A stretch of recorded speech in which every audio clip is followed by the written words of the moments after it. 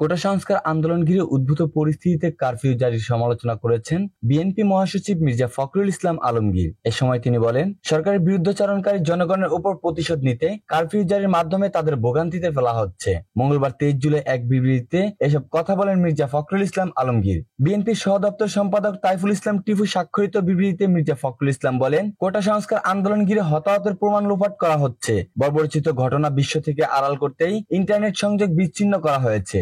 হত্যাকারী ও হামলাকারীদের অবিলম্বে আইনের আওতায় আনতে হবে। বিএনপি মহাসচিব আরো বলেন, শিক্ষার্থীদের আন্দোলন নিয়ে প্রশাসনের কর্মকর্তারা যে ধরনের বক্তব্য দিচ্ছেন তাতে প্রতীয়মান হয় তারা সরকারি দলের কোনো পদে অধিষ্ঠিত।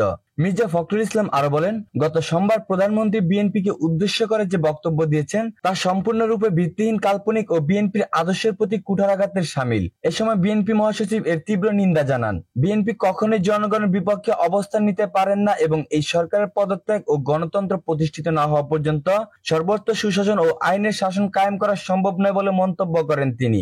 বিএনপি মহাসচিব বলেন, আমরা আবারও এই জনবিচ্ছিন্ন ও ভোটারবিহীন সরকারের পদত্যাগ দাবি করছি। নেতাকর্মীদের বিরুদ্ধে মামলা প্রত্যাহার সহ তাদের নিঃশর্ত মুক্তির দাবি জানান বিএনপি মহাসচিব মির্জা ফখরুল ইসলাম আলমগীর।